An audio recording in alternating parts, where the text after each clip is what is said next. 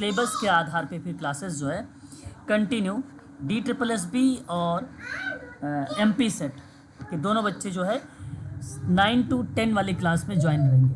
ठीक है, 9 to 10 वाले में DSSB और MP सेट के बच्चे कल से क्लासेस उनकी जो है नियमित समय पर आप सभी की क्लासेस शेड्यूल सिलेबस के आधार पे दिखाकर मैं आप लोगों की क्लास जो है आरंभ कर दूंगा। समय याद रखिएगा 9 AM। अब देखिए ये कल आप सभी को पता है कि 4 अगस्त 2024 के दिन मध्य प्रदेश लोक सेवा आयोग समाजशास्त्र में ये कुछ प्रश्नों का सिलसिला बेसिकली जारी किया था और ये प्रश्न पत्र आप लोगों के सामने प्रस्तुत है। इन्हीं प्रश्न पत्रों पर मैं आज आप लोगों के लिए उत्तर माला जारी करने वाला हूँ, यानी आंसर की जारी करने वाला हूँ। देखिए यहाँ पहला प्रश्न आपके सामने दिया गया। देखिए आज शाम तक या तो कल MPPSC आयोग भी इसका जो आंसर की है वो अपने साइट पे जारी कर देगी। ठीक है, तो एक आध प्रश्न ऐसे हो सकते हैं ऊपर नीचे। ठीक है, फिलहाल हम लोग बात करते हैं इस प्रश्न पर कि किस समाजशास्त्री ने आधुनिकता से। सर ये कौन सा सेट है? MPPSC का कल पेपर हुआ था मैडम। नहीं सर, ये सेट कौन सा है? सेट सी। अच्छा हाँ, सेट सी है। ठीक है, तो ये कहा गया कि किस समाजशास्त्री ने आधुनिकता से जुड़े हुए भ्रमपूर्ण विचारों का खंडन, जहाँ बेसिकली मिथ्या जैसे शब्द रिप्रेजेंट होते हैं, मिथ्या जैसे विचार रिप्रेजेंट होते हैं, उन विचारों का खंडन अपनी एक पुस्तक उन्होंने लिखा था मिस्टेकन मॉडर्निटी, और ये किताब 2001 की है ना, और ये किताब दी गई थी दीपांकर गुप्ता के द्वारा। ठीक है, ऑप्शन यहाँ पे सही जाएगा आप लोगों का option number C, Dipankar Gupta का नाम। अगला सवाल आपके सामने है कि मैकिम मैरियट के बारे में मैंने आधुनिक वाले टॉपिक में आप लोगों को बताया है। मैकिम मैरियट ने आधुनिक विकास और परंपरा के प्रभाव का अध्ययन करने के लिए किस गांव का चयन किया था? और देखिए ये सुमलित वाला सवाल आया हुआ था, उसमें सुमलित वाले सवाल आया था जब UGC नेट का कॉपी पेस्ट वाला क्वेश्चन है ये MPPSC का। देखो RPSC की तरह ये पेपर नहीं आया था, मैंने आपको पहले ही बता दिया था कि RPSC की तरह नहीं आएगा, इजी टाइप का प्रश्न बनेगा। केवल आपको वहाँ पर ध्यान देने की आवश्यकता पड़ेगी क्वेश्चनों को और उसके कॉन्सेप्ट पर। तो मैकिम मैरियट ने बेसिकली जब आधुनिक विकास और परंपरा के प्रभाव का अध्ययन किया था तो वह गांव था किशनगढ़ी। ऑप्शन नंबर आपका डी करेक्ट होगा यहाँ पर। क्वेश्चन नंबर तीसरा था वर्ष 1931 को लिखो। देखिए यहाँ पे आपको GS यानी आप ये कह लीजिए कि जी के जनरल नॉलेज के आधार पे क्वेश्चन बना दिया। जनसंख्या की दशकीय वृद्धि थी 1931 में, तो बताना था आपको कि 5.8 था, 11 था, 13.3 या 14.2। जवाब बताएंगे क्या ऑप्शन होना चाहिए यहाँ पर प्लीज। ऑप्शन नंबर आपका बी होगा, है ना। क्या होगा ये? ऑप्शन बी होगा 11% बेसिकली दशकीय वृद्धि दर थी 1931 से, या 1931 में, 1931 में। ठीक है, ये जनसंख्या के संबंध में सवाल आया है, माल्थस आपके टॉपिक में दिया हुआ क्वेश्चन है ये, है ना। तो मैं चाहूँगा इसको भी आप लोग ध्यान में रखेंगे, इंपॉर्टेंट क्वेश्चन है ये। सारे हो सकता MP सेट के जो बच्चे हैं, है ना, वो बच्चे खास कर ऐसे क्वेश्चनों को ध्यान दें जो MP सेट के बच्चे हैं। ठीक है, क्लियर हो रहा है नहीं बताइए, एक बार स्पष्ट करिएगा प्लीज। यहाँ पर ध्यान देने वाली चीज़ है ना, ये आप लोगों को बताया गया है। आगे की जो क्वेश्चंस आने वाले हैं समाजशास्त्र में ना, उनमें आप लोगों को मदद मिलने वाली है। ठीक है, अगर आपके यही सवाल अगर बनता 1911 का पैटर्न अगर लागू होता तो वहाँ पे 5.7% था, 75% था। 1900 अगर बात करते हैं 21 को लेकर 10 साल पे इसका बेसिकली क्या होता है, जनसंख्या की गणना की जाती है ना। फिर 1921 के बाद 1931 आया, 1921 में -0.3 गया था, और 1931 में प्लस हो गया था 11%, और यही जवाब इसका बन जाता है, यही जवाब हो जाता है। बाकी यहाँ पर ऐसा कोई ऑप्शन नहीं। ये जो आपको दिखाई दे रहा है 14.2 ना, ये बेसिकली आपको 1941 का है, ये 1941 का है। और जो ये 13.3 दिख रहा है ये 1951 का है, 1951 का है ये। ठीक है। या और ये जो आपको दिखाई दे रहा है 5.8 जो मैंने अभी बताया यहाँ पे 5.75 वाला 2011, ये आपका 2011 का बनेगा। तो जनसंख्या का दस की वृद्धि दर यहाँ पर ये दर्शाई गई और ऑप्शन नंबर बी आपका सही जाएगा यहाँ पर। ठीक है। किसने कहा है कि वह माल्थस, देखिए अगेन रिपीट उसी टॉपिक से क्वेश्चन है। वह माल्थस यानी यह दावा करने के लिए यहाँ तक चला गया कि व्यापक पैमाने पर नैतिक नियंत्रण वास्तव में सबसे अच्छा साधन था, निचले वर्ग की गरीबी को कम करने के लिए एकमात्र साधन था। यहाँ पे आपके सामने 4 ऑप्शन दिए गए हैं। ठीक है, सही जवाब, इस सवाल का जवाब बताना है आपको। तो मैं आपको बता दूं, जेफरी गिलबर्ट का नाम आता है। ऑप्शन नंबर डी आपका यहाँ पे करेक्ट होगा। ये डेफिनेशन के आधार पे डिफाइन किया गया सवाल है ना, उसी का आधार पे कॉन्सेप्ट बनाने का प्रयास किया गया है कि आपको बताना है कि व्यापक पैमाने पर नैतिक नियंत्रण वास्तव में सबसे अच्छा साधन था, निचले वर्ग की गरीबी को कम करने का एकमात्र साधन बेसिकली दर्शाया गया है। ठीक है, आगे बात करते हैं, है ना, ये लो पकड़ो। बात करते हैं क्वेश्चन नंबर 5 के बारे में। जनगणना 2011 के अनुसार भारत में, देखिए आप पूछ लिया भारत में पुरुष और महिला का साक्षरता दर क्या होगी, है ना। जनसंख्या में जब भी आप टॉपिक पढ़े होंगे तो आप सभी को पता होगा कि ये 2011 का पैटर्न जरूर देखे होंगे, क्योंकि 2011 के बाद 2021 आता है और 21 में बेसिकली जनगणना हुई नहीं थी, कोविड-19 की वजह से सर्वे हुआ था वहाँ पे। तो यहाँ जनगणना से सवाल अगर बनेगा तो 2011 का ही बनेगा। ठीक है, 2011 का ही बनेगा। और मैं आपको बता दूं कि साक्षरता दर क्या अंतर मिला था, तो 16.68 था। ऑप्शन नंबर बी आपका करेक्ट होगा यहाँ पे। अभी यहाँ पर मुझे लगा है कि 2 बच्चों को ये जो न्यूमेरिकल वाले क्वेश्चंस मिले हैं, थोड़ा सा हिस्ट्री को रिलेट कराया है, तो थोड़ा सा बच्चे यहाँ पे कंफ्यूज हुए होंगे, टफ क्वेश्चन के रूप में रिप्रेजेंट हुआ होगा। लेकिन अब देखिए क्वेश्चन नंबर 6 आपको सिंपल शब्दों में कहा कि मैक्स वेबर के अलावा निर्वचनात्मक बोध यानी अंडरस्टैंड के साथ निम्न में से किसका नाम जोड़ा जा सकता है।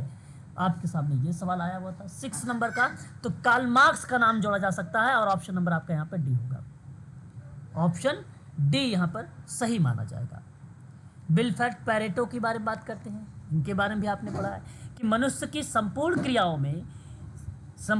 में से यदि तार्किक क्रिया को निकाल दिया जाए तो बचेगा क्या, अतार्किक, है ना। यहाँ स्टेटमेंट शब्दों को रिप्रेजेंट किया गया, तो अतार्किक क्रिया। ऑप्शन नंबर आपका यह जो प्रश्न जाएगा वो ऑप्शन नंबर बी आपका करेक्ट होगा।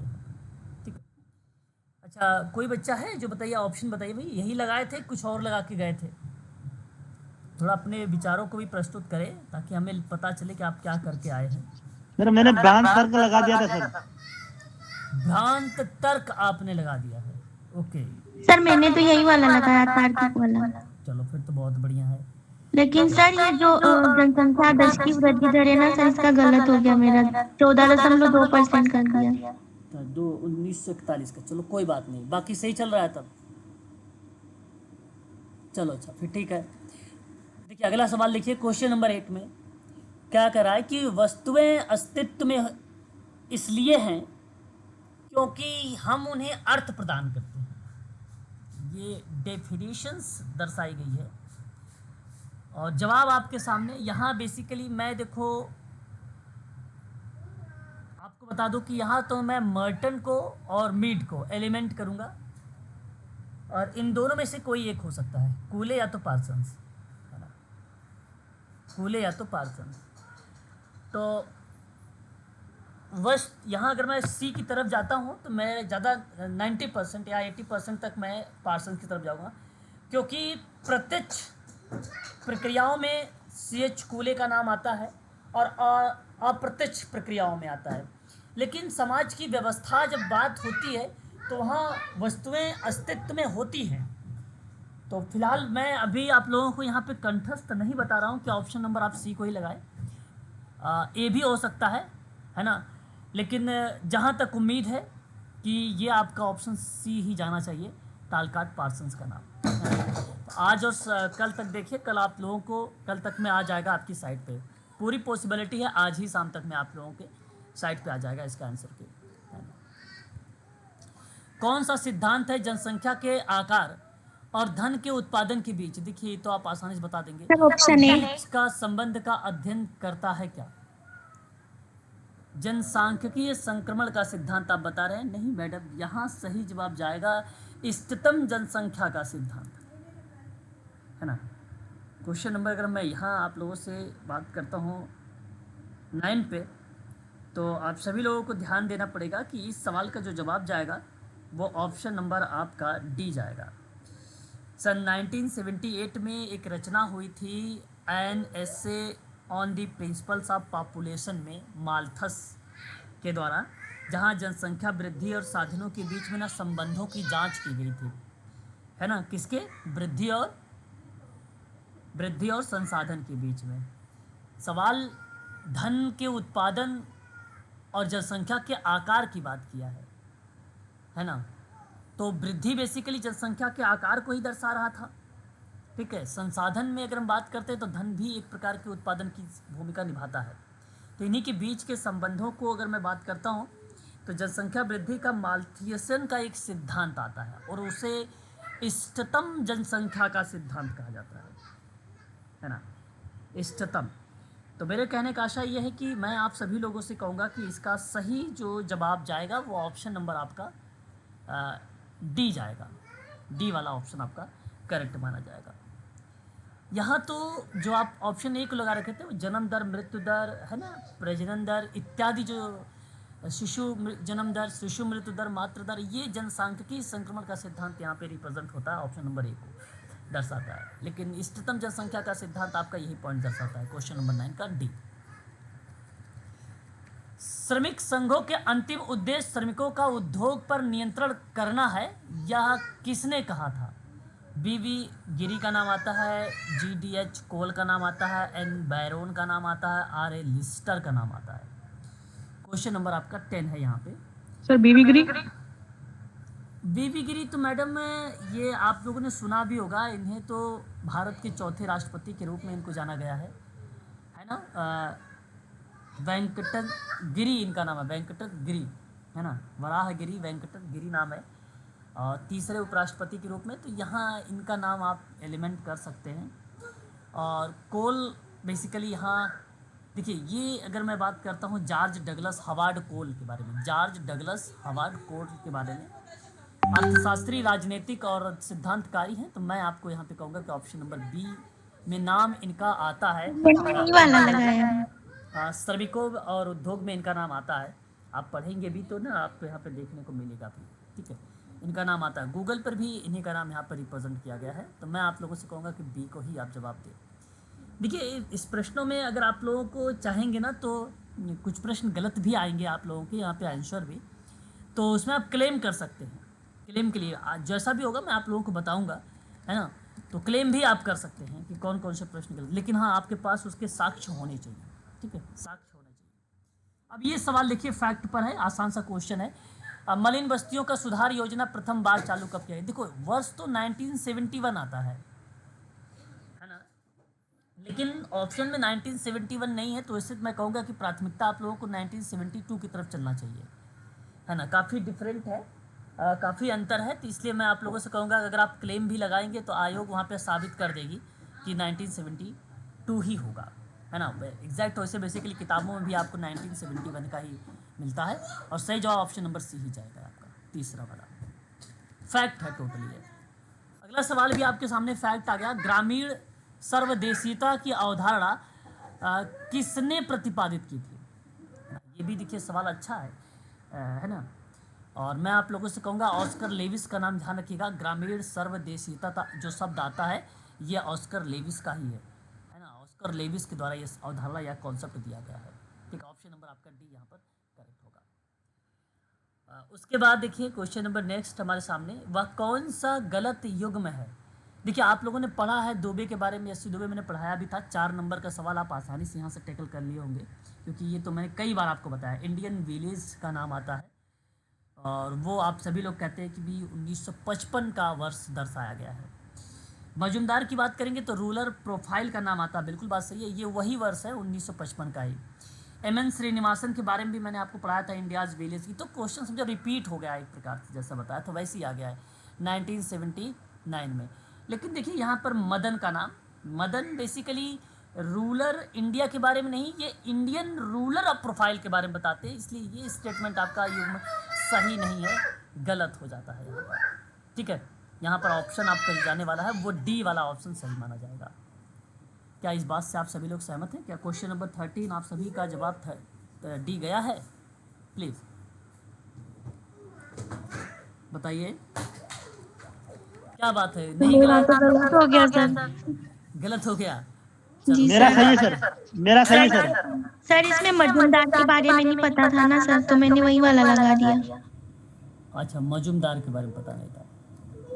अच्छा अच्छा अच्छा अच्छा। चलो कोई नहीं, कोई बात नहीं, डिमोटिवेट नहीं होना है ना। बहुत सारे प्रश्न है इसमें, और भी बच्चे हैं आपके साथ बैठे होंगे, है ना, तो सभी ने इसी ऐसी गलतियाँ कहीं ना कहीं की होगी। ठीक है, सतत विकास की अवधारणा निम्न में से किसके मध्य सामंजस्य पर जोर दिया जाता है?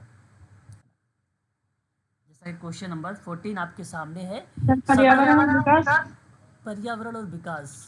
सर ऑप्शन प्रगति और विकास लिखा है सर मैंने। प्रगति और विकास लिखा है आपने। पर्यावरण और विकास। पर्यावरण और विकास। देखिए यहाँ सतत विकास की अवधारणा में मैं आपको बताना ये चाहूँगा कि पहले एक चीज़ ध्यान रखिएगा। एक तो अब ये प्रश्न हो सकता है आप लोगों का ना उसमें जाए, क्या बोलते हैं, क्लेम में जाए, सबको कॉमन नंबर मिलेगा।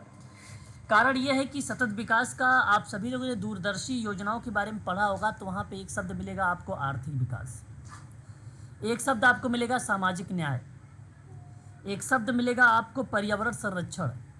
पर्यावरण संरक्षण आप लोगों ने पढ़ा होगा। वर्तमान की आवश्यकताओं को पूरा करने पर ये बेसिकली बल देता है न्याय संगत तरीके से समावेशी प्रक्रियाओं पे। तो देखिए आर्थिक विकास को लेकर बात करते हैं तो ऑप्शन पहले में डाल दिया है, पर्यावरण की बात करते हैं तो दूसरे में डाल दिया है। अच्छा, पर्यावरण संरक्षण के साथ साथ अगर मैं बात करता हूँ तो वहाँ पे प्रगति विकास जैसे शब्द भी आ जाते हैं भाई, तो ये भी चीज़ें इसमें शामिल हो जाती है।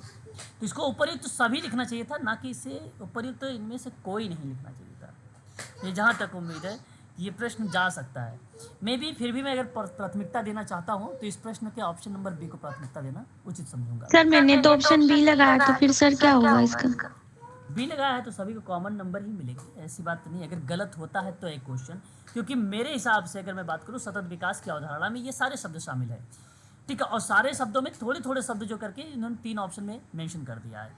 ठीक है, अब विकास की बात है, डेवलपमेंट, तो डेवलपमेंट तो सभी में आता है। देखो अगर आप इनमें से कोई नहीं करते हैं, by the way may be मैं मानता हूँ इस बात को, तो विकास तो सभी के साथ जुड़ा रहेगा, है ना। तो मैं कहना ये चाहूँगा कि ये बेसिकली ऑप्शन में उपयुक्त तो सभी लिखना चाहिए था इसको, तो यहाँ पे सही था।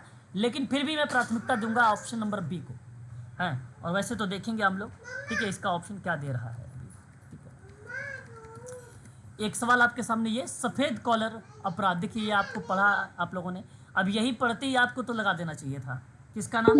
सदरलैंड। सदरलैंड का नाम, बिल्कुल। अगर आपने ऐसा किया तो आपका सही जवाब चला जाएगा यहाँ पर, करेक्ट जवाब है ये।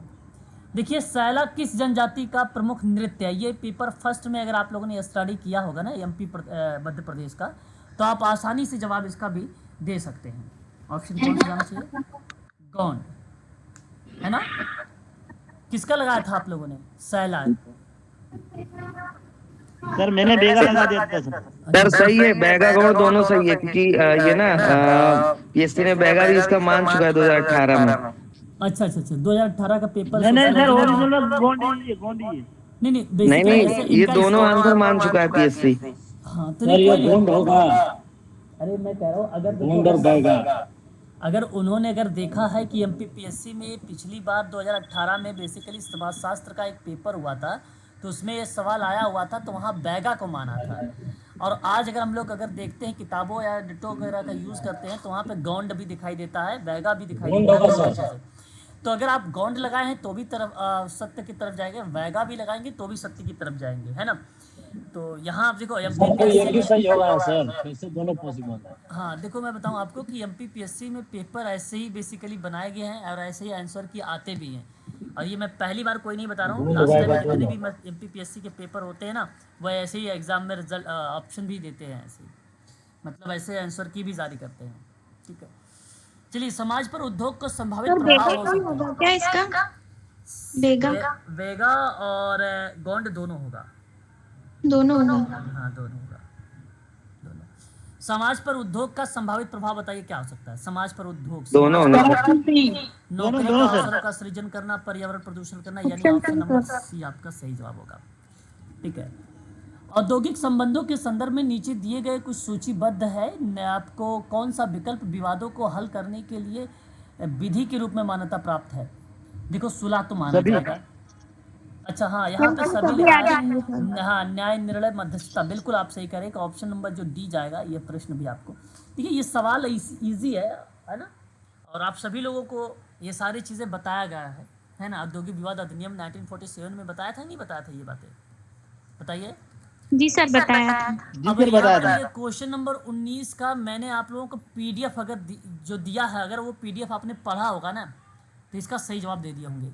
सर या इसमें मध्य दोनों प्रदेश, सही है। हाँ मध्य ऑप्शन प्रदेश का दोनों सही है सर, पहला दोनों। राज्य था। दूसरा राज्य कौन सा था, बिहार था। सी सही है मैंने सर। बोला भी था कि सर इसकी पीडीएफ दीजिएगा, और एनजीओ की पीडीएफ मैंने खास कर उन लोगों को बनाकर ये शेयर किया था, और उसमें लिखा हुआ ये बात। या कानून सुशासन प्राप्त करने के लिए जो है राज्य की प्रतिबद्धता को प्रतिबिंब करती है, और ये भी बात सही है। अतः आप कह सकते हो कि विकल्प जो सी है, पहला और दूसरा दोनों सही जवाब माने जाएंगे आपके। निम्नलिखित में से उत्तर आधुनिकता की अवधारणा, देखो मैं उत्तर आधुनिकता पर लेकर अभी आप लोगों से हाल ही में चर्चा किया था, है ना। एक बार पहले भी क्लास हम लोगों ने लिया था, आफ्टरनून की क्लास चल रही थी तब, वहाँ पढ़ाया था। फिर मैंने भी हाल में आप लोगों को बताया था और कहा कि उनमें से कौन सा नहीं है। तो विविधता आपका माना जाएगा, सहयोग माना जाएगा, आदर्श विचारात्मक और आदर्शात्मक संस्कृति मानी जाएगी। लेकिन आपका जो है ना, यहाँ पर अगर मैं बात करता हूँ, संपूर्णता नहीं माना जाएगा। ये केंद्रीकृत होता है, ना कि विकेंद्रीकृत होता है। ठीक है, और विकेंद्रीकृत जैसे शब्द यहाँ पर रिप्रेजेंट हो रहा था, इसलिए मैं आपसे कहूँगा कि ये उत्तर आधुनिकता में संपूर्णतावाद को लेकर रिप्रेजेंट नहीं किया गया है ना। तो मेरे विचार से ऑप्शन सी यहाँ पर करेक्ट होना चाहिए। ठीक है, क्वेश्चन नंबर 20 का। क्वेश्चन नंबर 21 देखेंगे।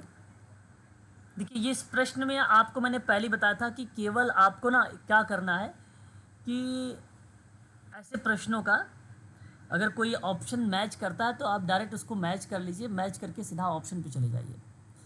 तो जैसे औद्योगिकरण के कारण समाज में बहुआयामी परिवर्तन आता है, ये आपके सामने एक वेबलिन का नाम दिया गया है ना। तो इन परिप्रेक्ष्य में अगर मैं आपसे बात करता हूं तो देखिए, ना ही वेबलिन का नाम है, ना ही मार्क्स का नाम, ना ही दुर्खिम का नाम। लेकिन यहाँ पर अगर मैं बात करूँगा ना, मैं ममफोर्ट का नाम आता है। लेकिन अगर आपको पता नहीं तो आप इसको एलिमेंट करके आगे पढ़िए। औद्योगिकीकरण और जनसंख्या घनत्व में वृद्धि के कारण समाज जो है जटिल हो रहा है। समाज क्या हो रहा है, ये यहाँ पे जटिल होता चला जा रहा है। तो ये वेबलिन की प्रक्रिया में है, जटिल वाला शब्द है ना। वर्तमान युग में जो है महत्वपूर्ण तत्व यंत्रीकरण और पूंजीवाद नहीं है। अब पूंजीवाद नहीं है, आप समझ सकते हैं आसानी से, दुर्खिम का ही कॉन्सेप्ट ये है, सामने सामने का मैच है ये। और देखिए उत्पादन प्रणाली में सीधा सीधा बात आता है, उत्पादन प्रणाली बदल जाने के संबंध में सामाजिक संबंधों में परिवर्तन होता है।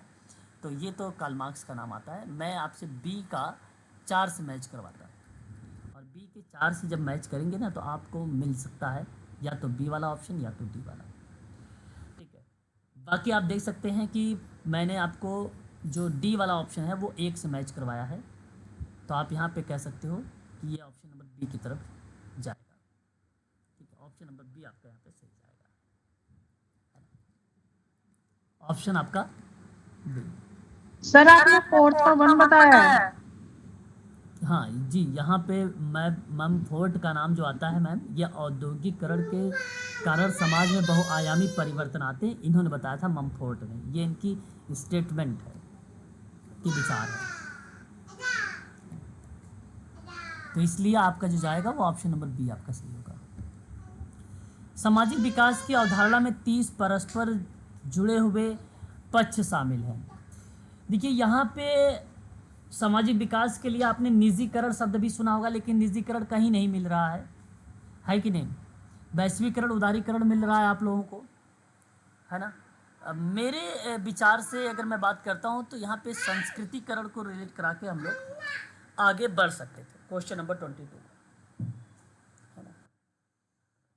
तो सामाजिक विकास की अवधारणा में इसने बात किया था, सामाजिक विकास के अवधारणाओं में। तो वैश्वीकरण हो गया, उदारीकरण हो गया और संस्कृतिकरण हो गया। यहाँ पर ऑप्शन नंबर आपका डी वाला ही। सर ये एलपीजी वाला कॉन्सेप्ट है ना? हाँ जी वही। हालांकि वो प्रोसेस जो है आर्थिक सर विकास का, संस्कृतिकरण तो सर एम.एन. श्रीनिवासन का है सर। हाँ उससे कोई मतलब नहीं है कि निवासन का है, लेकिन यहाँ नाम से ऐसा कोई स्टेटमेंट नहीं आ रहा है आपके सामने, है ना, कि ये नाम से कोई स्टेटमेंट है। बस डी होना चाहिए सर इसमें। मैं इसीलिए कह रहा था कि ऑप्शन आपका यहाँ पर अगर होना भी चाहिए था तो ऑप्शन नंबर डी की तरफ आप झुकाव करें, क्योंकि यहाँ पे उदारीकरण, वैश्वीकरण, सामाजिक विकास के साथ साथ आर्थिक विकास जैसे शब्दों को भी बातचीत किया गया। और सामाजिक विकास की इसने कहा अगर अवधारणा को आपको समझाना है तो जो परस्पर पक्ष होते हैं उन्हीं में हमें देखने भाई कौन कौन से होते हैं, है ना, उनमें कौन कौन से होते हैं। 3 सिद्धांत के रूप में आप उन चीज़ों को रिलेट भी करा सकते थे, इन्हीं को 3 चरणों के रूप में भी रिलेट करा सकते थे, ठीक है। 3 संदर्भों में ये ऑप्शन नंबर आपका डी सही जाता है। भारत की जनसंख्या नीति को बढ़ावा देने की सरकार की क्या भूमिका है? भारत की जनसंख्या नीति में देखिए परिवार नियोजन के पर बल देगा, सर ऑप्शन डी। प्रजनन, स्वास्थ्य और शैक्षणिक कार्यक्रम पर भी बल देगा, सूचित प्रजनन विकल्पों के लिए सहायक वातावरण को बनाना भी सारे आ जाएंगे। सारे आ जाएंगे, सारे पॉजिटिव शब्द हैं इस आधार पे, तो ऑप्शन नंबर आपका डी चला जाएगा।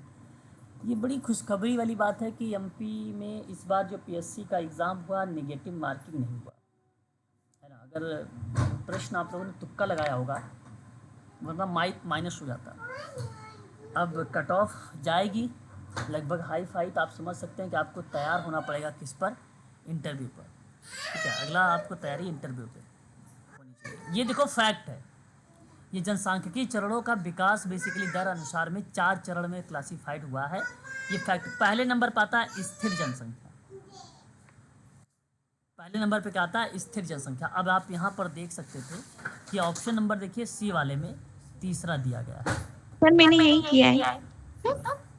यही आपका सही होगा। ये सवाल आसान था। भारत में इसने जनसंख्या चरणों को लेकर 4 चरणों में वर्गीकरण को लेकर पूछा, तो आप सबको ये बातें ध्यान में रखना पड़ेगा। यहाँ पहला पॉइंट जो जाने वाला है वो आपका रिप्रेजेंट करेगा स्थिर जनसंख्या। संयुक्त राष्ट्र की विश्व जनसांख्यिकी स्थिति की रिपोर्ट एक 2023 में ही अभी हाल ही में आए थे, और बताया भी गया कि दुनिया का सबसे अधिक आबादी वाला देश बन गया है, ठीक है। यहाँ तक कि आप सभी लोगों ने पता है कि चाइना जो है बेसिकली दूसरे नंबर पे आ गया है, चाइना दूसरे नंबर पर आ चुका है ना। तो कहने का आशा ये है कि पहले नंबर पे आपने जो दर्शाया यहाँ पे वो स्थिर को दर्शाया, दूसरे नंबर स्थिर जनसंख्या पे दर्शाया, हाँ, और तीसरे पे आपने दर्शाया स्थिर वृद्धि, और फिर उसके बाद तीसरा आपका दूसरा स्थिर वृद्धि, तीसरा आपका तीव्र वृद्धि, लास्ट में आ जाएगा उच्च वृद्धि, उच्च वृद्धि, ये लास्ट का पार्ट बन जाएगा। इसके बाद एक स्टेप और बनता है, वो जनसंख्या विस्फोटक की अवधि मानी जाती है, उसको 1951 से लेकर 1981 के बीच है ना। तो period of populations basically explorations कहा जाता है उसको, जनसंख्या विस्फोटक को। ये इसके बाद की प्रक्रिया बेसिकली आती है। और यह जो नेशनल फैमिली हेल्थ सर्वे था, राष्ट्रीय परिवार स्वास्थ्य सर्वे, उसी के अनुसार देश में पहली बार कुल प्रजनन दर 2.1 के प्रतिस्थान स्तर से बेसिकली उसको नीचे देखने को मिला है या देखा गया है, ऐसा चीज़ बताया जाता है। और इन्हीं टॉपिक के अंतर्गत जैसे अभी किसी बच्चे ने ऊपर लगाया था, एक सवाल आया था जनसांख्यिकी संक्रमण का सिद्धांत, अगर वो सवाल पूछता है यहाँ पे कि भारत में जनसांख्यिकी चरणों के विकास की दर किन सिद्धांत को प्रस्तुत करता है, तो यहाँ पर मैडम ये सवाल बन जाता कि जनसांख्यिकीय संक्रमण का सिद्धांत यहाँ पे लागू हो जाता, क्योंकि ये 4 वर्गों में डिवाइड है, ठीक है, प्रथम, द्वितीय और तृतीय और चतुर्थ, और यह बात आपको ध्यान रखनी है, ठीक है। तो सही जवाब ऑप्शन नंबर क्या जाएगा यहाँ पे, तीसरा। निम्न में से बताना, देखो पोषण अभियान, मैंने आपको पहले इसके बारे में पढ़ा चुका हूँ, इसका लक्ष्य नहीं है, बहुत आसान सवाल है। देखो गर्भवती महिलाओं, हाँ सही, बुजुर्ग महिलाएं, बिल्कुल सही बताया आपने जवाब। ये गर्भवती महिलाओं के बारे में बात की गई है, 0 से 6 वर्ष के बच्चों की बात की गई है, स्तनपान कराने वाली माताओं के बारे में बात की गई है। लेकिन सर ये यूजीसी नेट में सर फर्स्ट यूनिट में, हाँ बिल्कुल आप ऐसा कह सकते हो, बिल्कुल गुड, बहुत बढ़िया। तो ऑप्शन आप यहाँ पर बोल सकते हो कि जो बुजुर्ग महिलाएं हैं, ये आपका गलत जवाब यहाँ पर आया हुआ है। अटल बिहारी बाल आरोग्य मिशन का उद्देश्य क्या हो सकता है? देखिए, ये आपको पढ़ना पड़ता है। अगर इसके बारे में ऑप्शन हाँ, फिलहाल आप बताइए, मैं बताता हूँ इसके बारे में। चलिए बताइए क्या होगा प्लीज। अटल बिहारी बाल आरोग्य मिशन का सर उद्देश्य, मैंने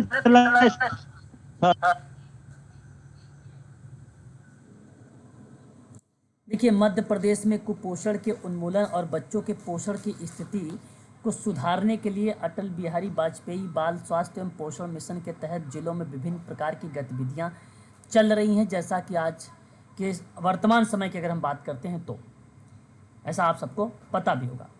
अब इन्हीं के जन्म दिवस पर यानी 25 दिसंबर 2010 को यह मिशन क्या हुआ, स्टार्ट हुआ। तो बच्चों को कुपोषण, बच्चे के में जो कुपोषण है उसको रोकना है और 5 वर्ष तक बच्चों की मृत्यु दर को कम करना है। तो मैं आप लोगों से बताऊंगा, यहाँ पे मैंने एक शब्द जोड़ा क्योंकि MPPSC का पेपर दे रहे हैं आप, तो बीच बीच में इसने क्वेश्चन जो उठाया है ना, पेपर 1 का भी डाल दिया इसमें आपके पेपर 2 में। तो मैं आपसे कहूँगा कि ऑप्शन नंबर ए है यहाँ पर। ये बेसिकली इसी का एक पोषण अभियान के संदर्भ को रिलेट कराते हुए अटल बिहारी बाल आरोग्य मिशन यानी स्वास्थ्य, आरोग्य में स्वास्थ्य मिशन के संदर्भ में बात किया गया है। तो मैं आप सबसे कहूँगा कि ये स्टेटमेंट आपका करेक्ट जाएगा, ऑप्शन नंबर पहला। बाकी ऑप्शन सारे गलत हैं। टीकाकरण की बात नहीं हुई है, ठीक है। BPL परिवारों में 14 वर्ष तक के बच्चों की बात नहीं हुई है। 6 वर्ष के बच्चों को अत्यधिक गरीबी और भुखमरी को ख़त्म करने की भी बात नहीं हुई है, ठीक है। मैं आपसे कहूँगा पहला सही है। देखो, ये सवाल मैंने पढ़ाया है आपको, है कि नहीं? बता सकते हो, कई बार रिपीटेड है क्वेश्चन। ये तो नाम क्या है? सर योगेंद्र सिंह। अरे लोक समाज और कृषक समाज की अवधारणा mister Rakesh ji, option number आपका बी जाता है, रॉबर्ट रेडफील्ड। कृषक समाज के बारे में तो वही बताता है। इसका तो PDF भी आपके पास होगा, टेलीग्राम में चेक करो, मिलेगा आपको इसी का नाम। आगे देखिए, हाँ, लिटिल कम्युनिटी बुक उन्हीं की है, बिल्कुल सही जवाब, रॉबर्ट रेडफील्ड। एक प्रश्न पूछना था। पूछो। सर, लोक समाज और लघु समाज दोनों सेम है ना? लोक समाज और लघु समाज नहीं, देखो, इनका अवधारणा में अगर आप बात करते हैं, लोक समाज एक प्रकार से दर्शाता है आपको पब्लिक जैसे शब्द को, समाज का एक आदर्श प्रकार, जहाँ बेसिकली व्यापक लेवल शब्द आप रिलेट करेंगे। तो धार्मिक, नैतिक, राजनीतिक, सामाजिक रूप से पूरी तरह से एकजुटता पे बात करता है ना। लेकिन जब हम थोड़ा सा इसके बारे में आगे एंटर करते हैं तो लोगों की छोटी संख्या को अलग थलग की स्थिति के कारण सामाजिक संपर्क या अपेक्षाकृत अप्रत्यक्ष व्यक्तिगत गुणवत्ता के कारण वो क्या हो जाता है, अलगाव हो जाता है। वो धीरे धीरे बढ़ने लगता है लिटिल कम्युनिटी की तरफ, लघु समुदाय की तरफ, है ना, लघु समुदाय। लेकिन शुरुआती दौर पे लोक समाज को आप ऐसा ना कहें कि लोक समाज लघु समुदाय का पर्यायवाची है ना, पर्यायवाची ना कहें उसे। लेकिन लोक समाज का जो आशय होता है वो धार्मिक, राजनीतिक, सामाजिक रूप से पूरी तरह से एकजुटता पैदा कर देता है। अब आप धर्म चेंज कर रहे हैं, अपने सांस्कृतिक बदल रहे हैं, नैतिकता बदल रहे हैं, विघटन बन रहा है कारण, तो उन संदर्भों में लघु समुदाय का रूप आप ले सकते थे। तो लघु समुदाय की 4 विशेषता भी है, मैंने आपको पहले ही बता रखा है। समरूपता जैसे शब्द रिलेट होता है, आत्मनिर्भरता जैसे शब्द रिलेट होता है, स्वावलंबी जिसको आप लोग बोलते हो, है ना। कुल मैंने 4 आपको जो है बताया था 1939 के दौरान में विशेषता, ठीक है। तो इस प्रश्न का जवाब बेसिकली ऑप्शन नंबर बी ही करेक्ट होगा, ठीक है मैडम। देखिए, एक सवाल यहाँ पर देखिए, ये सवाल थोड़ा सा आपको कंफ्यूज कर सकता है। और कंफ्यूज करने का मतलब, जब आप सोचेंगे कि समायोजन निरंतर आर्थिक प्रगति को लेकर, तो आपको ये चीज़ समझ में आएगी कि भाई जो तीसरा क्षेत्र है ना, वो आपका व्यवसाय वाला क्षेत्र है। लेकिन यहाँ एक नाम दे दिया गया, यहाँ एक नाम प्रस्तुत हो गया सिमोन कुजनेटस के अनुसार। तब बताइए आपका जवाब क्या होना चाहिए था? पहला ही ऑप्शन होना चाहिए था, है ना? तो कितने बच्चों ने पहले ऑप्शन को लगाया है? सर मैंने तो 4 लगाया। देखो, सिमोन कुजनेट्स एक अमेरिकन इकोनॉमिस्ट और स्टैटिस्टिशियन है, रशियन पर्सन है ये। और इनका जो मॉडल था बेसिकली एक वक्र के रूप में था, कर्व के रूप में था। चित्रमय निरूपण किया इन्होंने, जिसका उपयोग परिकल्पना को प्रदर्शित करने के लिए किया जाता था। आर्थिक विकास की शुरू से लेकर अधिक असमानता की ओर ले जाता है। तो देखो, जब भी कोई अर्थव्यवस्था विकसित होती है तो वह बाजार की ताकतों और आय की प्रतिनिधित्व करता है। उन प्रक्रियाओं में आप ऐसे कहते तो भाई सरकार, बाजार और बुद्धिजीवी वर्ग, है ना? देखिएगा थोड़ा सा यहाँ पर पहले और ऑप्शन 4 को, दोनों में से कोई एक हो सकता है ना? यहाँ मैं एक की तरफ नहीं जा सकता, क्योंकि व्यवसाय की अगर मैं प्रक्रिया को लूँगा तो इन परिप्रेक्ष्य में सन 1950 और 60 के दशक में साइमन कुजनेट ने अर्थशास्त्री होने के नाते इसको विकसित किया था, है ना? तो वहाँ इन्होंने रिलेट जो कराया था प्राथमिक, द्वितीय, तृतीय क्षेत्रों, यानी क्षेत्र जो खनन आ गया, कृषि आ गया, ऐसे शब्द को हम सोच सकते हैं वहाँ पे, क्योंकि औद्योगिकीकरण की ओर इन्होंने फिर बल दिया था। सर मैंने डी लगाया सर। हाँ, अच्छा, डी भी हो सकता है, मे बी, है ना? डी भी, इसका भी कोई एग्जैक्ट वो नहीं मिला है मुझे, है ना? लेकिन फिर भी मैं आपसे कहूँगा डी भी हो सकता है। ठीक है, देखेंगे इसके आंसर की में क्या सर सर मेरे आप नहीं था। सर मेरे हिसाब से ए होना चाहिए इसका। हाँ, ए भी हो सकता है, ऐसी बात मैं नहीं कह रहा हूँ, ए भी हो सकता है और डी भी हो सकता है, क्योंकि दोनों ऑप्शन में दोनों बातें इन्हीं की है ना? दोनों बातें इन्हीं की है। ठीक है, सरकार, बाजार और बुद्धिजीवी वर्गों के बारे में भी इन्होंने बात की है। ठीक है, चलिए, अच्छा आगे बढ़ते हैं, अगले सवाल की तरफ रुख करेंगे। किसका कथन है कि मानवतावाद और बुद्धिवाद पश्चिमीकरण का एक अंग है? नाम बता सकते हो आप? एम.एन. श्रीनिवास। एम.एन. श्रीनिवास बता रहे हो? यहाँ योगेंद्र सिंह का नाम आएगा, है ना? मानवतावाद और बुद्धिवाद पश्चिमीकरण का एक अंग है। सर वो पश्चिमीकरण के लिए लगा। अच्छा अच्छा अच्छा अच्छा, यहाँ बेसिकली आपका योगेंद्र सिंह का नाम होगा, ना कि यहाँ एम.एन. श्रीनिवासन का नाम होगा। ये डेफिनेशंस है, ये कथन किसका है? ये योगेंद्र सिंह का कथन है, ना कि एम.एन. श्रीनिवासन का। ये सत्य है ना? ऑप्शन नंबर बी आपका सही जाएगा। सिरोकिन एंड जिमरमैन के अनुसार जो है ग्रामीण और शहरी क्षेत्रों के बीच में कितने मानदंड बेसिकली यहाँ पे दर्शाए गए? मेरे हिसाब से यहाँ पे कुल 4 दर्शाए गए। कितने? मैंने 6 लिखे सर। 6 नहीं, म्यूट रहिए प्लीज सर, म्यूट रहिए। एक देखो ऑक्यूपेशन है, एक आपका size and density of population as well as mobility है, और एक आपका आता है डिफरेंशिएशंस, और एक आपका आता है स्ट्रैटिफिकेशंस। ये सेरोकिन और जिमरमैन दोनों के अनुसार अगर मैं बात कर रहा हूँ तो ग्रामीण और शहरी क्षेत्रों के बीच में मानदंड सन 1979 में इन्होंने दिया था। ये 4 सन 1979 के दौर में। ठीक है, तो जैसे व्यवसाय को रिलेट कराया पहले पे, दूसरे पे साइज ऑफ डेंसिटी, घनत्व, जो जनसंख्या है उस जनसंख्या की गतिशीलता के घनत्व को बताया था, और तीसरा उन्होंने डिफरेंशिएशंस मतलब एक प्रकार से विभिन्नता या अंतरों को जिक्र किया, और चौथा एक स्ट्रैटिफिकेशन जिसको आप स्तरीकरण कहते हैं उनको दर्शाया था, भाई कि ये ग्रामीण और शहर क्षेत्रों के मानदंड हैं। इसी मानदंड पे एक सवाल और आगे आया है अभी आप। मतलब सर ऑप्शन ए है ना? हाँ, ऑप्शन नंबर ए 4। निम्न में से कौन सी आधुनिकता का संस्थागत आयाम नहीं है? देखो, न्यायपालिका है ना, न्यायपालिका आपका नहीं है यहाँ पर। ठीक है, एक बार जरा होल्ड रखिएगा। हाँ, हेलो, बताइए। तो यहाँ पर बताइए कि आपने क्या लगाया? निगरानी है। देखो, ये न्यायपालिका लगाया सर मैंने। ऑप्शन ए और ऑप्शन डी में सर बहुत ज्यादा कंफ्यूजन था, मैं तो सर ए लगा के आ गया। नहीं, निगरानी और पूंजीवाद और उद्योगवाद है ना मैडम, ये आपका माना जाएगा आधुनिकता के संस्थागत आयाम के रूप में। ये बेसिकली रिप्रेजेंट है। सवाल ये पूछा गया था हम लोगों से कि बताइए आधुनिकता के संस्थागत आयाम कौन से नहीं है, डायमेंशन कौन सा नहीं है। तो न्यायपालिका बेसिकली नहीं था यहाँ पे। यहाँ अगर हम बात करते हैं आधुनिकता के, इसकी जगह जानते हो क्या है, सैन्य शक्ति है। अच्छा, आधुनिकता के बता दूं चार ही आयाम भी है। कितने आयाम है? 4।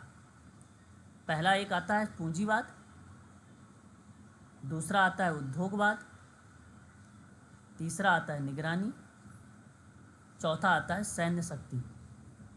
सैन्य शक्ति ये फैक्ट है आधुनिकता के, ये 4 ही आते हैं। तो न्यायपालिका नहीं आता। ऑप्शन डी आपका करेक्ट होगा। किसने कहा सामाजिक घटनाएं चीज़ें हैं और उन्हीं चीज़ों के रूप में माना जाना चाहिए, चीज़ों के रूप में। ML Durkheim. दुर्खिम बता रहे हैं। ओके, सन 95 ये कॉन्सेप्ट है जहाँ सामाजिक घटनाओं के बारे में, फिनोमेनन के बारे में इन्होंने जिक्र किया था। और सही जवाब होगा ML Durkheim, option number A. Option पहला सही जाएगा। किसने कहा शक्ति व्यवस्था का झुकाव उन समूहों के पक्ष में होता है जो गांव के लोगों के आर्थिक अपेक्षाओं को पूरा करते। ज़्यादा परिभाषाओं से देखो सवाल बनाए गए हैं, है ना। क्या आप यहाँ पे जवाब लगाना उचित समझेंगे? योगेंद्र सिंह लगाया सर मैंने। योगेंद्र सिंह का नाम आपने लगाया है। ओके, सन 1961 में सही जवाब ऑप्शन नंबर ए होगा, योगेंद्र सिंह का नाम है। करेक्ट जवाब है अभी राकेश जी आपका। 1 मिनट होल्ड रखना था, इसको रुक करते हैं।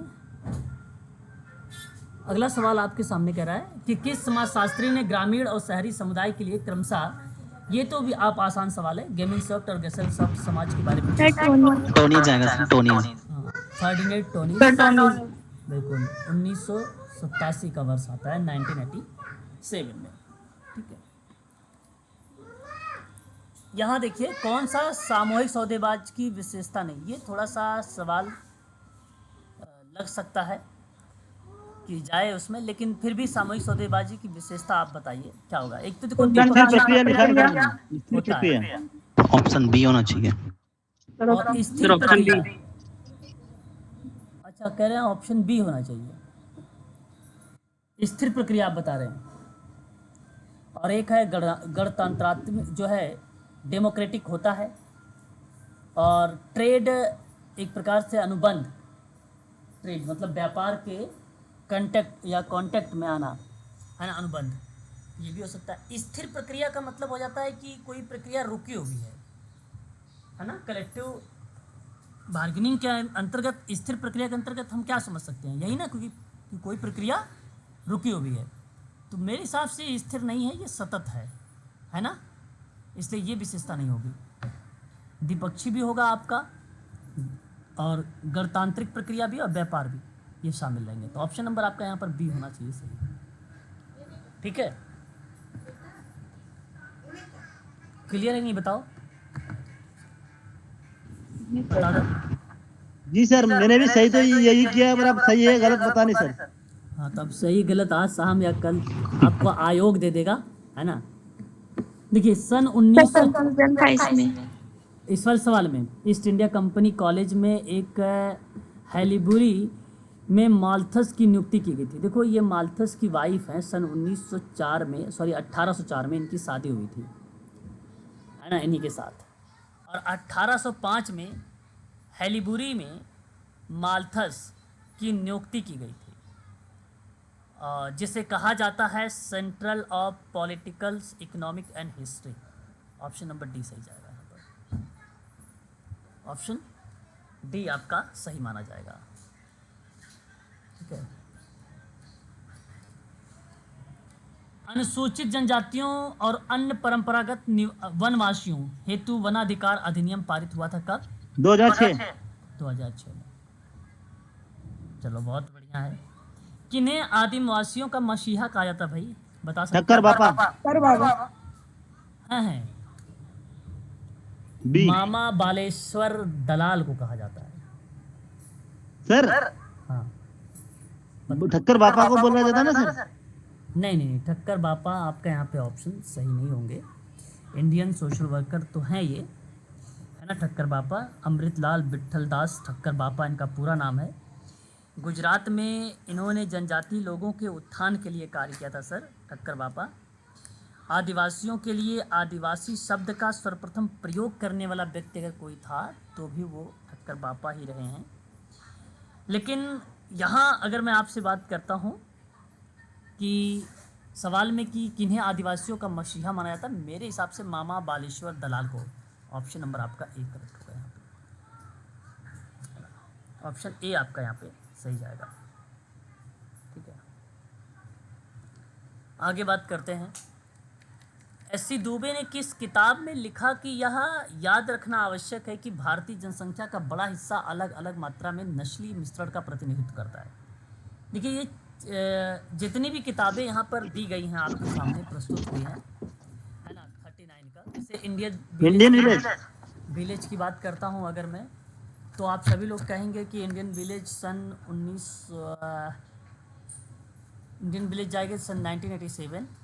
इंडियन सोसाइटी आपके जाएगी 1990 में। इंडिया चेंजिंग विलेजेस की बात करेंगे तो ये कब जाएगा?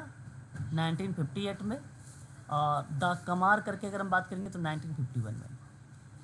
देखो 1951 वाली की बात अगर हम करते हैं ऑप्शन नंबर डी का, तो इसमें औपनिवेशिक शासन का अंत था, भारतीय स्वतंत्रता का आगमन था यहाँ पर। सवाल ये आपका करेक्ट नहीं जाएगा, डी। इंडियन चेंजिंग की बात भी करेंगे तो सामाजिक नीति के क्षेत्र में उसी के आधार पर मूल्यों का एक प्रकार से योगदान, बड़े भूमिका, उसके वैल्यूज़ को लेकर मूल्यांकन किया गया था और उसमें काफ़ी योगदान भी मिला था इंडिया चेंजेस विलेज में। तो सामाजिक पॉलिसी के क्षेत्र में अगर काम किया है तो वो इंडिया चेंजिंग विलेज है, इसलिए सी और डी तो नहीं होगा।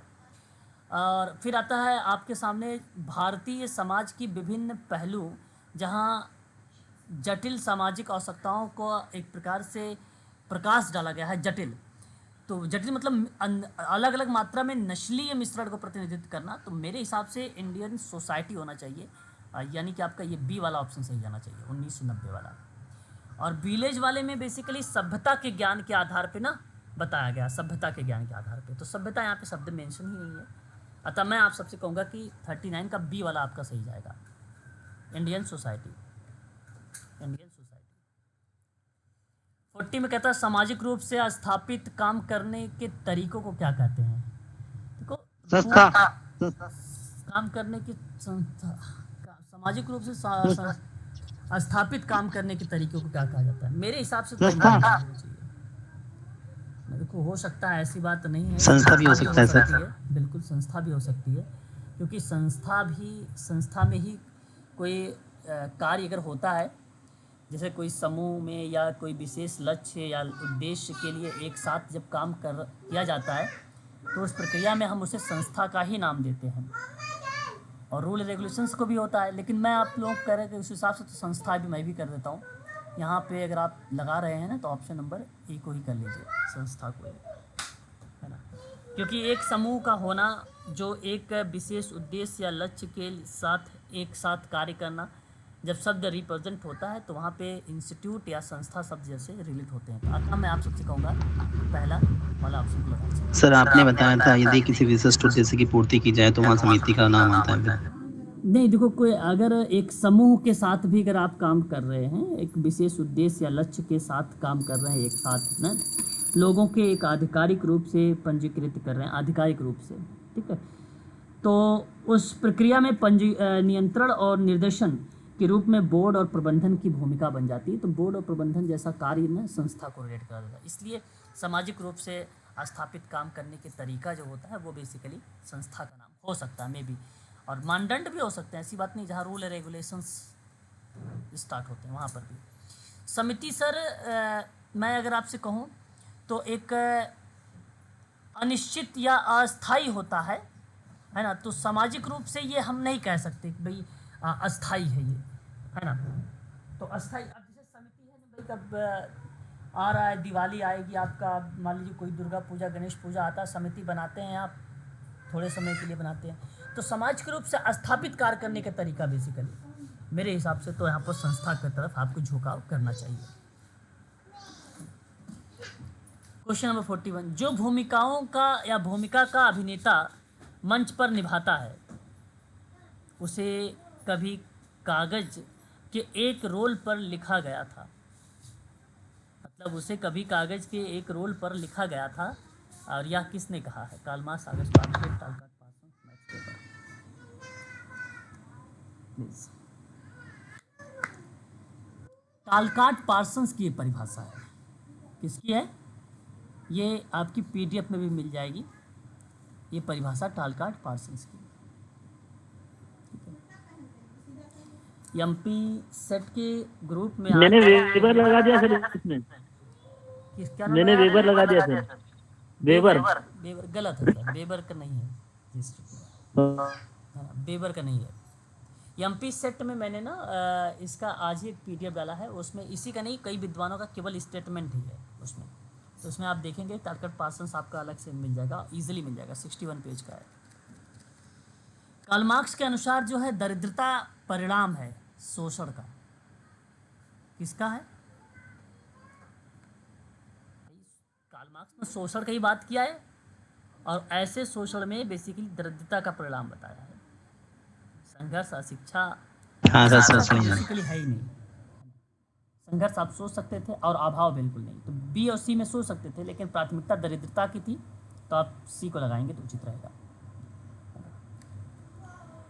गॉड्स एंड मेन नामक एक पुस्तक है, इस पुस्तक के विचारक कौन है?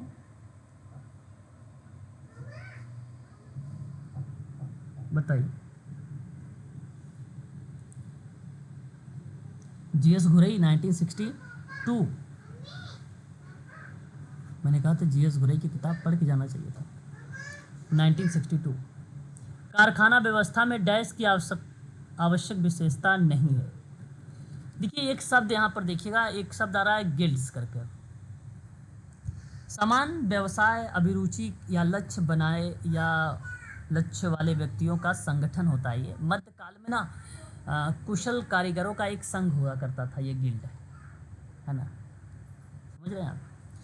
और मुक्त श्रम, देखिए मुक्त श्रम का मतलब क्या होता है? सकारात्मक अधिकार संविधान के 13वें संशोधन में बेसिकली निहित किया गया अनैच्छिक दासता को प्रतिबंधित करता है ये। बिना धन की सेवा या कौशल समय प्रदान करना वो मुक्त श्रम कहलाता है, बिना धन का कोई चीज़ें प्रोवाइड कराते हैं।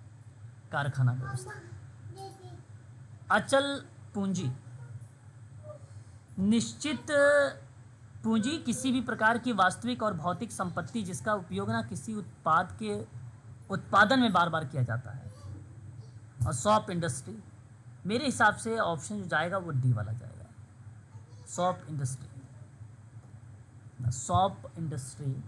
लेकिन अगर हम वहाँ पर पढ़ेंगे कारखाना प्रबंधन में ना, तो शॉप इंडस्ट्री मिलेगा फिर वहाँ पे। इसको आप छोड़ दीजिए, इस प्रश्न को मैं देख कर बता दूंगा आप लोगों को, है ना। इससे आप इस शॉप इंडस्ट्री को मत लगाइएगा, हो सकता है ये भी हो, क्योंकि आप जब कारखाना या प्रबंधन के रूप में पढ़ते तो वहाँ पे मैंने आपको पढ़ाया भी है ना शॉप के बारे में, ठीक है, शॉप लेबल, तो ये आ जाता है।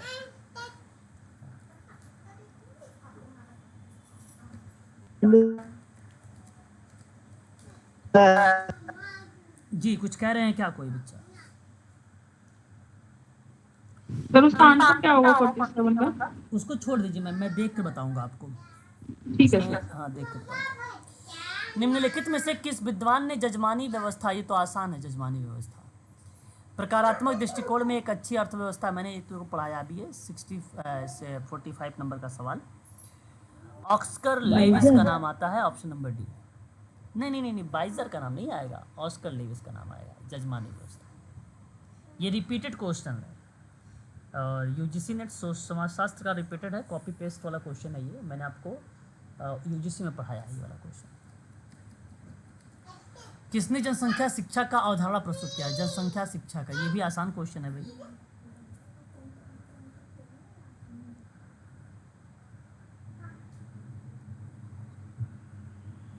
सर ऑप्शन है। एस आर वैलेंड का नाम आता है 1935। प्रोफेसर एस आर वैलेंड ऑफ कोलंबिया यूनिवर्सिटी में इन्होंने जनसंख्या शिक्षा की अवधारणा प्रस्तुत किया था 1935 में। ऑप्शन नंबर डी सही है। सर माल्थस ने भी जनसंख्या के ऊपर दिया है ना कॉन्सेप्ट।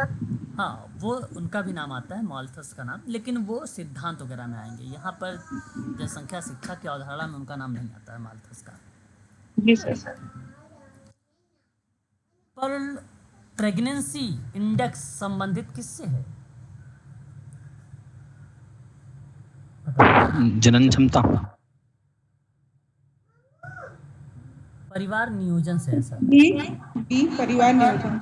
हाँ, इसका संबंध अगर है तो यहाँ आप लोग के ना एक वर्ष में प्रति 100 महिलाओं में एक विधि के लिए होने वाली गर्भधारण की संख्या के रूप में परिभाषित किया गया जैसे है। जन्म क्षमता लिख दिया सर मैंने इसमें। इसलिए गर्भ निरोधक गोलियों या गोली का सामान्य उपयोग प्रभावशीलता 93% है और 7% जो है पर्ल्स इंडेक्स। तो प्रक्रियाएं बेसिकली अगर हम बात करते हैं तो रेमंड पर्ल के द्वारा ये पर्ल जो है प्रेगनेंसी इंडेक्स जो है दिया गया है रेमंड पर्ल के द्वारा सन 1934 में, और सही जवाब ऑप्शन नंबर बी होगा। निम्नलिखित में से किसने धर्म को पवित्र और अपवित्र, देखिए भाई बहुत आसान सा सवाल, बता दीजिए। ये तो बताया है sir Emile Durkheim. Emile Durkheim.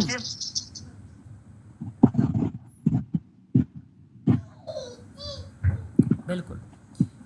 पवित्र अपवित्र द्वैतवाद प्रस्तुत करता है जिसमें धर्म उसकी केंद्रीय विशेषता दर्शाती है ना। धर्म का अर्थ दूरी बनाए रखना और पवित्र और अपवित्र के बीच में अंतरों को दर्शाना। इन शब्दों में एमिल दुर्खिम का नाम आता है। ऑप्शन नंबर सी यानी थर्ड सही जाएगा।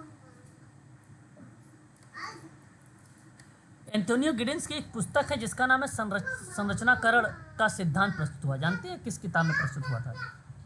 द कॉन्स्टिट्यूशंस ऑफ यस्टडी में हुआ था। सोसाइटी में।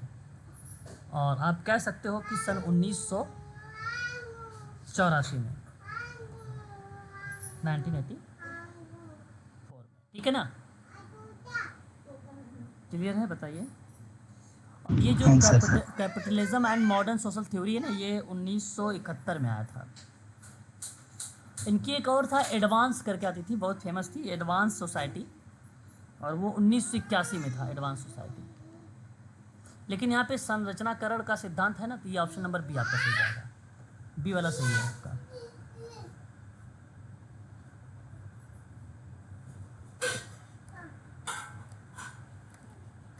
सामाजिकरण के संदर्भ में नीचे दिए गए दो प्राथमिक प्रस्ताव हैं।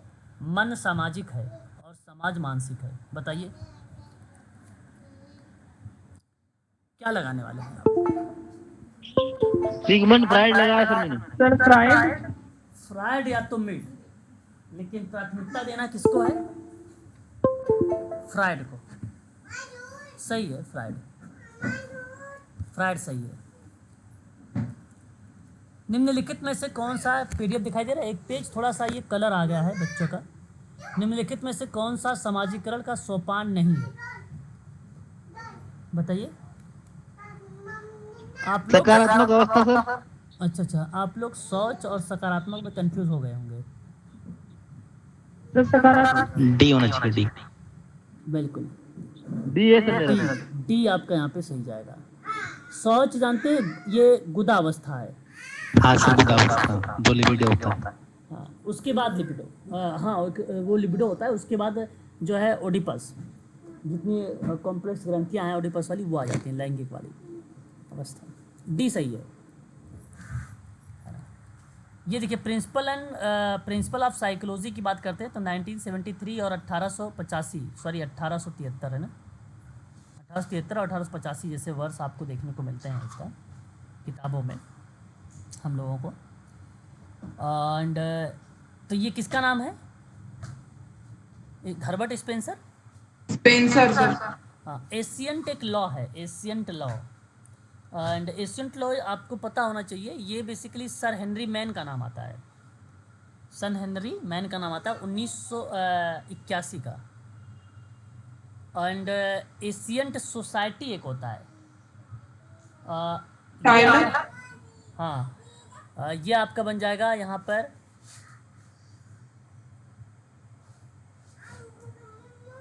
एशियंट सोसाइटी, मॉर्गन का नाम आएगा सर तीसरा आएगा सर। मॉर्गन। सर क्या मॉर्गन का नाम बनेगा यहाँ पे, और ये बनेगा 1877 का। प्रिमिटिव कल्चर जो बनेगा ये टाइलर का बनेगा। ये तो मैंने पढ़ाया भी था, ये क्वेश्चन वो बहु रिपीट है। ये ऐसे कई सवाल आप लोग देख रहे हैं, आप लोग जो ना वो रिपीटेड है ना, वो क्या है, रिपीटेड है, कई क्वेश्चन रिपीटेड है। तो जवाब क्या आना चाहिए यहाँ पर? ऑप्शन नंबर तीसरा। थर्ड लगाया सर मैंने। हाँ सही है। निम्न में से कौन सा संधारणीय अथवा संपोषक, म्यूट हो जाइए, म्यूट हो जाइए, संधारणीय और पोषक विकास प्रयुक्त प्रायः मुखर्जी के S3 आयाम के रूप में जाने जाने वाला आयाम नहीं था? तो स्टाइल नहीं था, स्टाइल तीसरा इसमें नहीं था, ठीक है ना। चलिए एक लास्ट क्वेश्चन ले लीजिए आज का, ठीक है, लास्ट सवाल। संयुक्त राष्ट्र का रियो में 1992 में पर्यावरण और विकास के वैश्विक सम्मेलन हुआ, जिसमें घोषणा पत्र को क्या कहा गया, बताइए। Rio de Janeiro. सर पहला आएगा सर एजेंडा 21। एजेंडा 21 होगा, एजेंडा 21 होगा। सर आपने बताया था। हाँ सर वो 1982 में है, डी। तो यहाँ कौन सा 1982। देखिए मैं आपको बता दूं, अभी ये इसमें एक आध दो प्रश्न ऐसे भी हो सकते हैं, है ना, मेरे से भी हो सकता है एक आध दो मिस्टेक हुए हो, लेकिन अभी आयोग का जब आएगा, आज शाम तक में आ जाएगा या तो कल तक आएगा, एक बार मैं फिर आप लोगों को उसको जो है क्लियर करा दूंगा, है ना। और उसमें मैं आपको बता भी दूंगा कि फिर अगर आपको क्लेम भी लगाना है तो किस पे क्लेम लगाएं आप, ठीक है। और एक प्रश्न 4 नंबर का है, तो इसलिए हमें इसे निगलेक्ट नहीं करना चाहिए, क्योंकि कट ऑफ में बने रहना है, ताकि अगर आपको इंटरव्यू में बुलाया जाए तो आप जा सकें, है ना, इंटरव्यू तक आप जा सकें। तो ये चीज़ें सर कोई नहीं, ये सारा निपटा दीजिए ना सर आप। सर जी सारे क्वेश्चन आज निपटा देना सर। हाँ निपटा देंगे, क्वेश्चन तो निपटा ही देंगे, है ना, ऐसी बात नहीं, क्वेश्चन तो निपटा देंगे। अभी आयोग का भी क्वेश्चन आ ही जाएगा, आप लोग बराबर चेक भी करते रहिएगा, आयोग की तरफ से भी क्वेश्चन आज आ ही जाएगा। इसको सेव करके भेज दीजिएगा सर। अच्छा, तो अभी तो शाम की जो क्लास है आपकी आज होने वाली है ना सर, आज शाम की क्लास जो होगी वो होगी आपकी UGC नेट पर आधारित है ना। तो फिलहाल आज के लिए इतना ही रखिए आप लोग, है ना। इसको सेव करके भेज दीजिए सर। हाँ सेव मैं कर ले रहा हूँ। अब पेपर आसान है, कोई दिक्कत नहीं, फिलहाल देखेंगे, अभी आने दीजिए एक बार आंसर को भी। अब यहाँ देखिए गैर संभाव्य प्रवृत्ति नहीं है, ये देखो सारे क्वेश्चन आसान है, क्यों नहीं भाई, प्रोबेबिलिटी नॉन प्रोबेबिलिटी बहुत क्वेश्चंस मैंने यहाँ पर आप लोगों को करवा रखा है, ठीक है। ओपन एंडेड के बारे में बताया है, ओपन एंडेड सवाल क्या होते हैं, क्लोज एंडेड सवाल क्या होते हैं, जब मैं आपको अपसारी और अभिसारी पढ़ा रहा था तब। अब यहाँ पे द स्ट्रक्चर आप देखो, ये इस सवाल को देखो, the structure of social action की बात करते हैं तो किसका नाम आना चाहिए, किसका नाम आना चाहिए, सोशल एक्शन, सर पार्सन। श्रम विभाजन कहा, सामाजिक विचार कहा, तो दुर्खिम का नाम आएगा, पार्सन का नाम आएगा। चलो कोई नहीं, फिर बाद में बात करते हैं, ठीक है। सवाल इजी है, सवाल कोई टफ नहीं आया, MPPSC में समाजशास्त्र में सवाल देखने को मिल गए, है ना। तो पेपर बहुत ज़्यादा टफ नहीं था, जैसे आप लोग RPSC का पेपर देख के जिस हिसाब से घबराहट आप लोगों को हो रही थी, और उस चीज़ को मैं समझ सकता था, है ना। लेकिन यहाँ MPPSC का सवाल देखने से ऐसा कोई चीज़ नहीं है ना। तो निश्चिंत रहें सारे लोग, और जैसा भी होगा आगे देखा जाएगा, है ना। सर सर सर जी सर इस क्वेश्चन पेपर को सर नेट यूजीसी नेट वाले पर सेंड कर दीजिए, चाहे टेलीग्राम पे या फिर व्हाट्सएप से। हाँ, UGC नेट के ग्रुप में ये क्वेश्चन पेपर मैं डाल दूँ, आप ये कह रहे हो? जी जी जी जी ठीक है सर, डाल दीजिए। ठीक है, डाल दीजिए। ओके सर, धन्यवाद। ओके। सर